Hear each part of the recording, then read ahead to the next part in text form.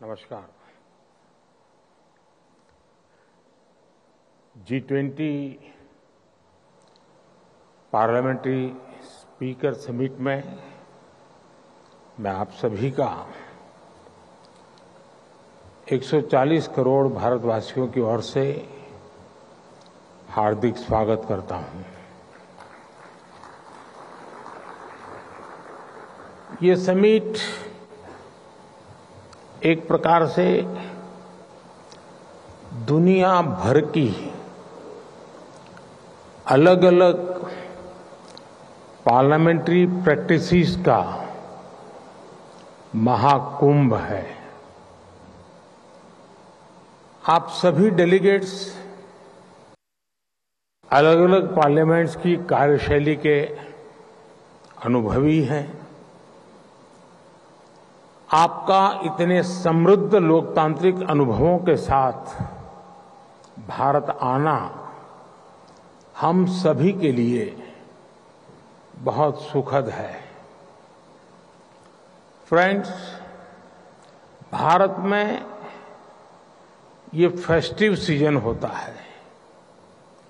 इन दिनों भारत भर में बहुत सारी फेस्टिव एक्टिविटी चलती रहती है, लेकिन G20 ने इस बार फेस्टिव सीजन के उत्साह को पूरे साल भर बनाए रखा है।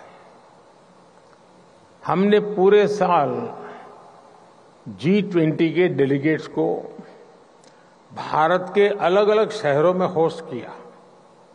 इससे उन शहरों में फेस्टिविटी का माहौल बना रहा। इसके बाद भारत ने मून पर लैंड किया। इसने पूरे देश में सेलिब्रेशन को और बढ़ा दिया। फिर हमने यहां दिल्ली में ही एक सफल G20 समिट को होस्ट किया और अब यहां G20 समिट हो रही है। किसी भी देश की सबसे बड़ी ताकत उसके लोग होते हैं, उसके लोगों की इच्छा शक्ति होती है। ये समिट आज लोगों की इस ताकत को भी सेलिब्रेट करने का माध्यम बनी है। साथियों, P20 समिट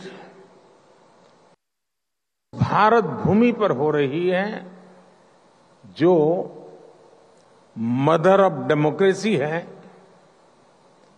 जो दुनिया की सबसे बड़ी डेमोक्रेसी है। दुनिया की विभिन्न पार्लियामेंट्स के प्रतिनिधि के तौर पर आप जानते हैं कि पार्लियामेंट्स डिबेट और डेलिब्रेशंस का महत्वपूर्ण स्थान होती है। हमारे यहां हजारों वर्ष पहले भी डिबेट्स और डेलिब्रेशंस के बहुत ही सटीक उदाहरण है। हमारे करीब 5000 साल से भी पुराने ग्रंथों में, हमारे वेदों में सभाओं और समितियों की बात कही गई है। इनमें एक साथ आकर समाज के हित में सामूहिक निर्णय लिए जाते थे। हमारे सबसे पुराने वेद ऋग्वेद में भी कहा गया है, संगच्छध्वम संवदध्वंसम मनासी जानताम, यानी हम एक साथ चलें, हम एक साथ बोलें और हमारे मन एक हो। हमारे तब भी ग्राम सभाओं में डिबेट के माध्यम से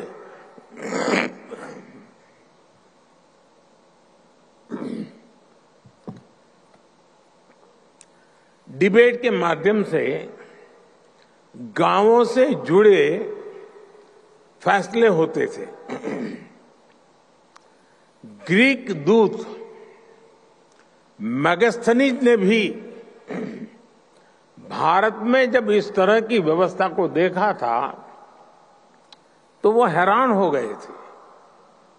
उन्होंने भारत के विभिन्न राज्यों के इस सिस्टम पर विस्तार से लिखा है। आप ये जानकर भी हैरान रह जाएंगे कि हमारे यहां तमिलनाडु में 9th सेंचुरी का एक शिलालेख है। इसमें विलेज लेजिस्लेटिव्स के रूल्स और कोड्स का उल्लेख है। और आपके लिए ये जानना भी बहुत दिलचस्प होगा कि 1200 साल पुराने उस शिलालेख पर यहां तक लिखा हुआ है कि किस मेंबर को किस कारण से किस परिस्थितियों में डिस्क्वालीफाई किया जा सकता है। ये 1200 साल पहले की बात मैं कर रहा हूं। मैं आपको अनुभव मंटपा के बारे में भी बताना चाहता हूं। मैग्ना कार्टा से भी पहले 12वीं शताब्दी में हमारे यहां अनुभव मंटपा की परंपरा रही है। इसमें भी डिबेट और डिस्कशन को एनकरेज किया जाता था। अनुभव मंटपा में हर वर्ग, हर जाति, हर समुदाय के लोग अपनी बात के लिए वहां आते थे। जगतगुरु बसवेश्वरा की ये देन आज भी भारत को गौरवान्वित करती है। 5000 साल पुराने वेदों से लेकर आज तक की ये यात्रा संसदीय परंपराओं का ये विकास सिर्फ हमारी ही नहीं बल्कि पूरे विश्व की धरोहर है। साथियों, समय के साथ भारत की संसदीय प्रक्रियाओं में निरंतर सुधार हुआ है। ये प्रक्रियाएं और सशक्त हुई है। भारत में हम लोग जनरल इलेक्शंस को सबसे बड़ा पर्व मानते हैं। 1947 में आजादी के मिलने के बाद से अभी तक भारत में 17 जनरल इलेक्शन और 300 से अधिक स्टेट असेंबलीज इलेक्शंस हो चुके हैं। भारत दुनिया का सबसे बड़ा इलेक्शन ही नहीं कराता बल्कि इसमें लोगों का पार्टिसिपेशन लगातार बढ़ रहा है। 2019 के जनरल इलेक्शन में देशवासियों ने मेरी पार्टी को लगातार दूसरी बार विजयी बनाया है। 2019 का जनरल इलेक्शन ह्यूमन हिस्ट्री की सबसे बड़ी डेमोक्रेटिक एक्सरसाइज थी। इसमें 60 करोड़ यानी 600 मिलियन से अधिक वोटर्स ने हिस्सा लिया है। आप कल्पना कर सकते हैं तब भारत में 91 करोड़ यानी 910 मिलियन रजिस्टर्ड वोटर्स थे। ये पूरे यूरोप की कुल पॉपुलेशन से भी अधिक है। भारत के कुल रजिस्टर्ड वोटर्स में से 70% के आसपास का टर्नआउट ये दिखाता है कि भारत में पार्लियामेंट्री प्रैक्टिसेस पर लोगों को कितना ज्यादा भरोसा है। और इसमें भी एक इम्पोर्टेंट फैक्टर का सबसे अधिक पार्टिसिपेशन रहा। 2019 के इलेक्शन में भारत की महिलाओं ने रिकॉर्ड संख्या में वोट डाला। और साथियों, सिर्फ संख्या में ही नहीं, बल्कि पॉलिटिकल रिप्रेजेंटेशन के मामले में भी भारत के चुनाव जैसा उदाहरण आपको दुनिया में नहीं मिलेगा। 2019 के जनरल इलेक्शन में 600 से ज्यादा पॉलिटिकल पार्टीज ने हिस्सा लिया था। इन चुनाव में 1 करोड़ यानी 10 मिलियन से ज्यादा गवर्नमेंट एम्प्लॉयज ने इलेक्शन का काम किया था। चुनाव के लिए देश में 1 मिलियन यानी 10 लाख से ज्यादा पोलिंग स्टेशन बनाए गए थे। साथियों, समय के साथ भारत ने इलेक्शन प्रोसेस को आधुनिक टेक्नोलॉजी से भी जोड़ा है। भारत करीब 25 साल से इलेक्ट्रॉनिक वोटिंग मशीन ईवीएम का इस्तेमाल कर रहा है। ईवीएम के उपयोग से हमारे यहां चुनाव में ट्रांसपेरेंसी और चुनाव प्रक्रिया में एफिशिएंसी दोनों बढ़ी है। भारत में वोटों की गिनती शुरू होने के कुछ ही घंटों में चुनाव परिणाम आ जाते हैं। अब मैं आपको एक और आंकड़ा दे रहा हूं। ये सुनकर भी आप चौंक जाएंगे। आपको पता होगा कि अगले साल भारत में फिर एक बार जनरल इलेक्शन होने जा रहा है। इस इलेक्शन में 100 यानी 1 बिलियन लोग वोट डालने जा रहे हैं।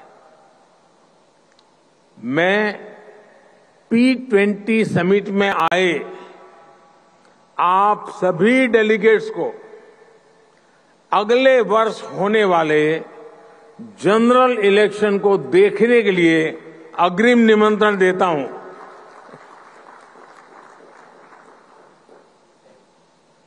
भारत को आपको एक बार फिर होस्ट करने में बहुत खुशी होगी।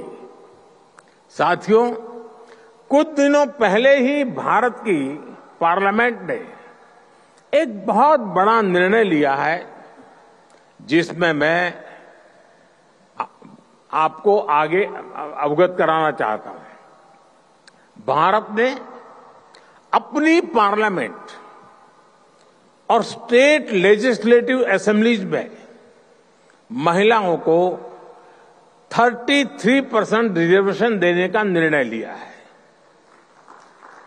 भारत में लोकल सेल्फ गवर्नेंस इंस्टीट्यूशंस में करीब 32 लाख यानी 3 मिलियन से अधिक इलेक्टेड रिप्रेजेंटेटिव्स हैं। इनमें से करीब 50% विमेन रिप्रेजेंटेटिव्स हैं। भारत आज हर सेक्टर में विमेन पार्टिसिपेशन को बढ़ावा दे रहा है। हमारी संसद द्वारा लिया गया हाल का फैसला हमारी संसदीय परंपरा को और समृद्ध करेगा।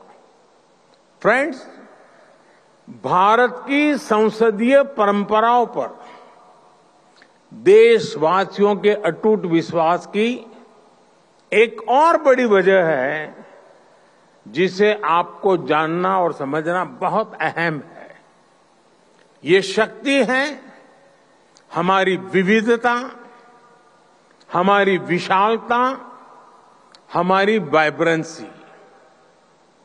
हमारे यहां हर आस्था के लोग हैं, सैकड़ों तरह का खान पान, तरह का रहन सहन हमारी पहचान है। भारत में सैकड़ों भाषाएं बोली जाती हैं।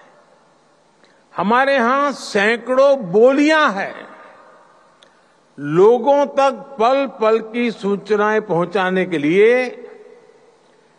28 लैंग्वेजेज में 900 से ज्यादा टीवी चैनल्स भारत में है एंड 24/7 है।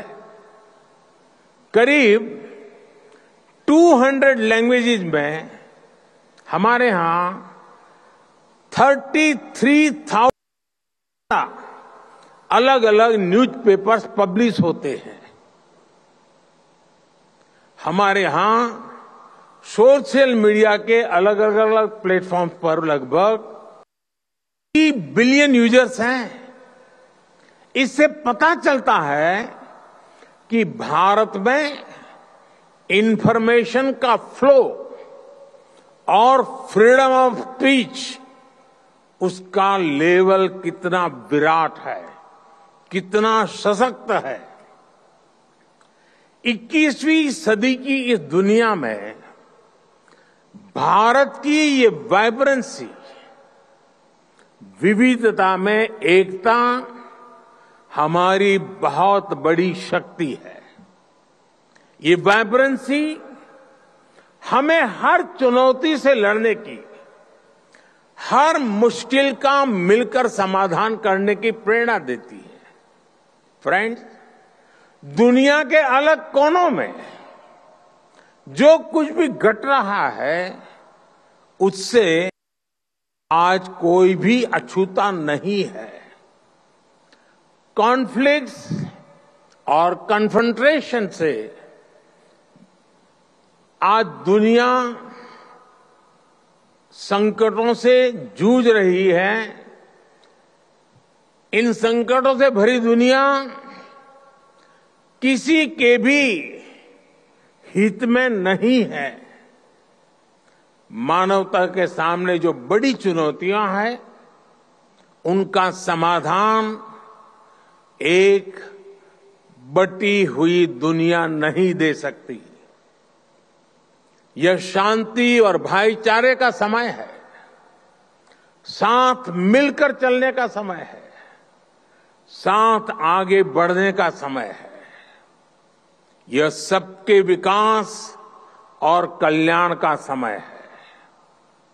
हमें वैश्विक विश्वास के संकट को दूर करना होगा और मानव केंद्रित सोच पर आगे बढ़ना होगा।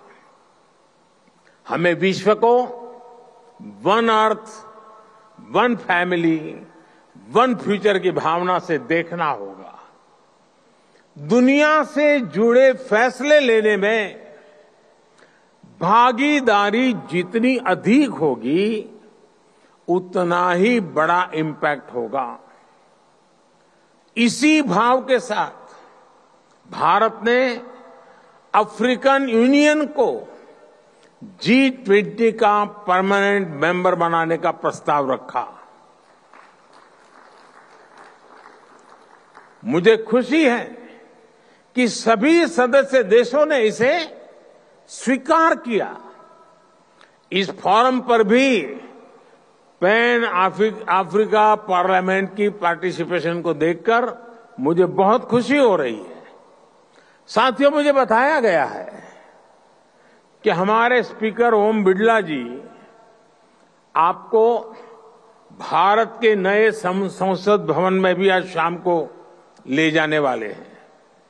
वहां आप पूज्य महात्मा गांधी को श्रद्धांजलि भी देने वाले हैं।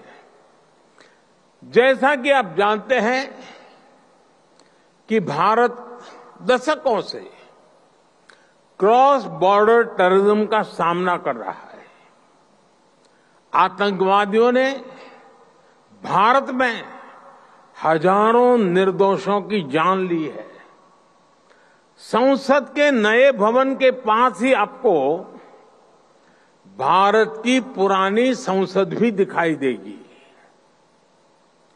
करीब 20 साल पहले आतंकवादियों ने हमारी संसद को भी निशाना बनाया था और आप जानकर चौंक जाएंगे कि उस समय संसद का सत्र चल रहा था। आतंकियों की तैयारी सांसदों को बंधक बनाने की, उन्हें खत्म करने की थी। भारत ऐसी अनेकों आतंकी वारदातों से निपटते हुए आज यहां पहुंचा है। अब दुनिया को भी एहसास हो रहा है कि टेररिज्म दुनिया के लिए कितनी बड़ी चुनौती है। टेररिज्म चाहे कहीं भी होता हो, किसी भी कारण से होता हो, किसी भी रूप में होता है, लेकिन वो मानवता के विरुद्ध होता है। ऐसे में टेररिज्म को लेकर हम सभी को लगातार सख्ती बरतनी ही होगी। हालांकि इसका एक वैश्विक पक्ष और है जिसकी तरफ मैं आपका ध्यान आकर्षित करना चाहता हूं। टेररिज्म की परिभाषा को लेकर आम सहमति ना बन पाना, ये बहुत दुखद है।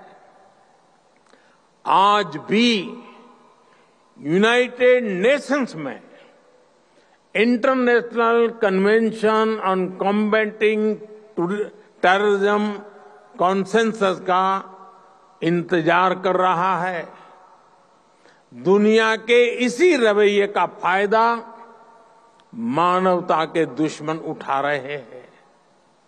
दुनिया भर की पार्लियामेंट्स को, रिप्रेजेंटेटिव्स को ये सोचना होगा कि टेररिज्म के विरुद्ध इस लड़ाई में हम कैसे मिलकर काम कर सके।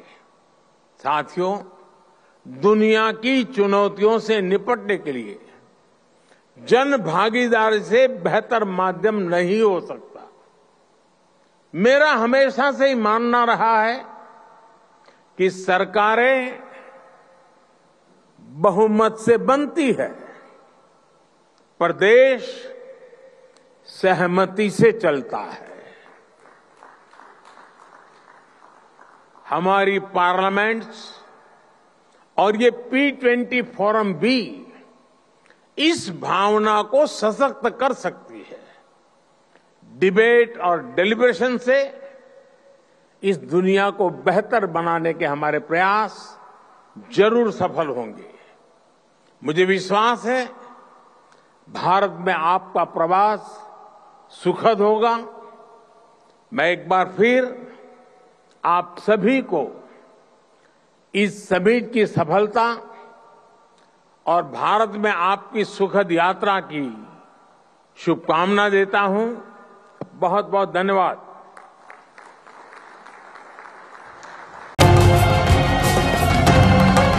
छत्रपतींचा विचार म्हणजे